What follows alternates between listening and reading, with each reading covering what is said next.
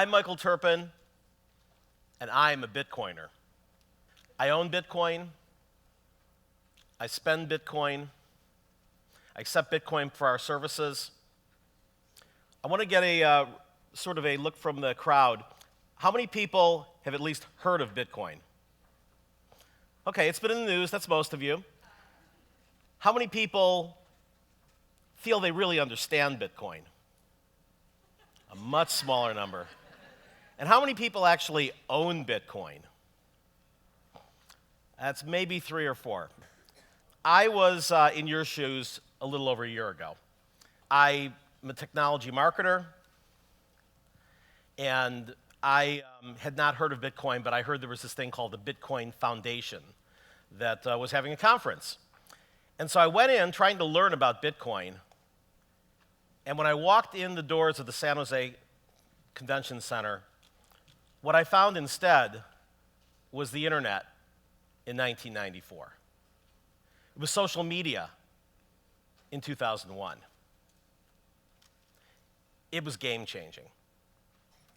And ever since then, I've been an evangelist for Bitcoin. So later that night, I met a young entrepreneur, David Johnston, who had been about 6 months into Bitcoin further than I had. And I noticed on the show floor that day that just like 20 years ago in that same room when they held the first Internet World, and there was only about 1,000 people, and you had these little booths with tiny companies called Lycos and InfoSeek. Here you had 10 by 10 booths in the same room, little companies called Coinbase and Ripple. And those two companies in particular, Coinbase had their CEO giving T-shirts out front, had just announced that they had multi-million-dollar fundings. And I'm like, wow, that's interesting. An industry I hadn't heard of, getting multi-million-dollar fundings from big VCs. And so when I met David, I said, I've never been in an industry where you have venture capitalists doing multi-million-dollar fundings, and yet there's no angel groups. And so David said, why don't we start one? I said, great idea. Let's call it BitAngels. We put a notice on Reddit trying to get 5 or 6 people to show up the next day. 35 showed up, including Bitcoin Jesus. You can Google his name, one of the early investors in the space. And by the end of the week, we ended up having 60 members and $7 million committed to invest in Bitcoin companies. Today, we have over 500 members representing about $50 million.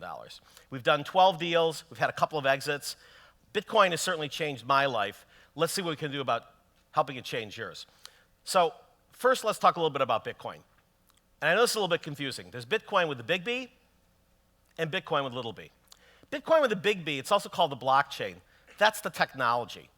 That is what enables Bitcoin with little b, which is the currency. And in 10 minutes, about 6.5 now, I won't have time to tell you all about mining and wallets and all these scary terms that you hear. But really, weren't you a little bit confused and in a strange land when you heard modems and routers and servers 20 years ago? It's the same thing. You didn't need to know TCP/IP to go and look up your favorite website, and Bitcoin is getting simpler to use. So we're going to talk a little bit about what this means for Hollywood. So this is pretty much what's been portrayed, right? Bitcoin, Silk Road, evil, ooh. What can you do with Bitcoin? You can buy drugs. You can hide money. Just like you were able to do with $100 bills and suitcases for a long time. It's no different. Bitcoin can be used as cash. And it also has this underlying technology that will power a $1 trillion marketplace. And of course, Wall Street has never seen a $1 trillion marketplace that it doesn't like. So you have these two competing factors. And they can both actually survive in this marketplace, just like in Hollywood. Remember Napster? Napster was a game changer. And the RIAA came and crushed them because they were in one centralized place, not BitTorrent. BitTorrent is distributed and cannot be shut down. And yet, it coexists peacefully, more or less, with iTunes and Spotify because they made it simpler to use.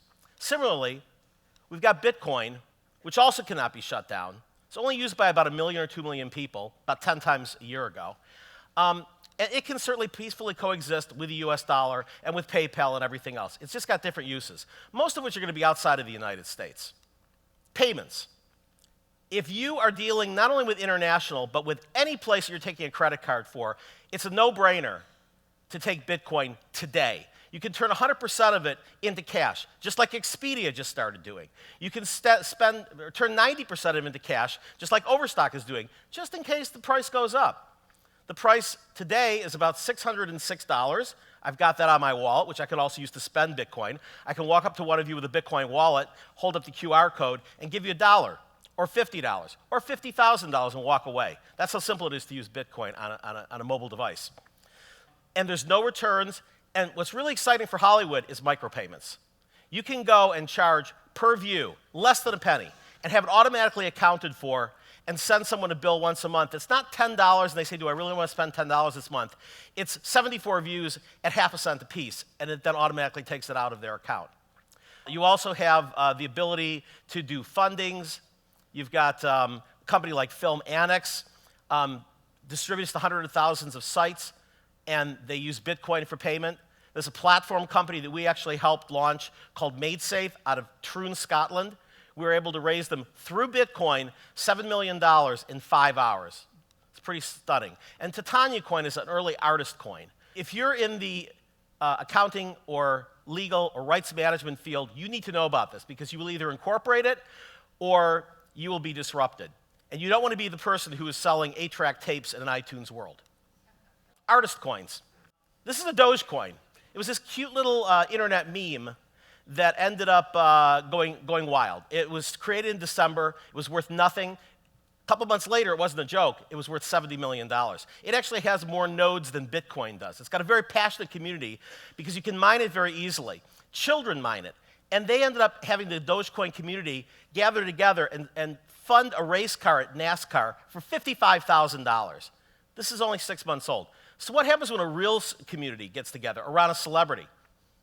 There haven't been any, so somebody started a fake one, Kanye West. Now, Kanye's people were not really thrilled about that, so they sent a cease and desist letter to an anonymous Gmail. It wasn't too effective, but that kind of fell apart.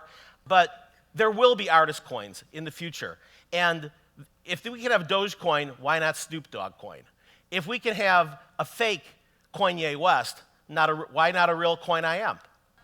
So promotions were very big in the early days of the internet, the early days of social media, and they're going to be huge in Bitcoin. A company called Coinbase, which is the largest wallet company, they were at that little show. Now they have over 1 million users. Made a deal a couple weeks ago with Budweiser to give $10 of Bitcoin to any of the 130,000 people who are attending 2 concerts this Labor Day, Made in America tour, that is starring, oh look, it's Kanye West again, and Pharrell.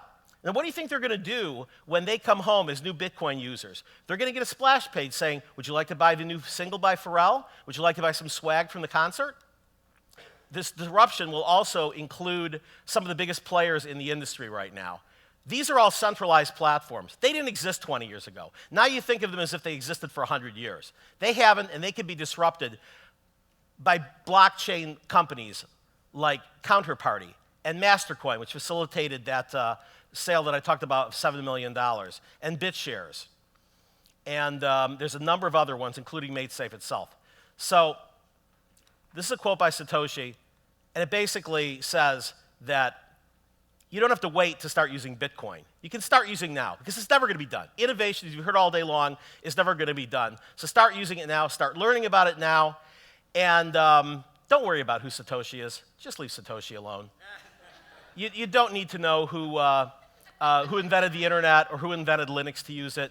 You can go and learn and just start learning, keep learning, use Bitcoin, buy Bitcoin, accept Bitcoin for your services, accept Bitcoin, spend Bitcoin, get to learn about it because it will change Hollywood because it's going to change the world. Thank you very much.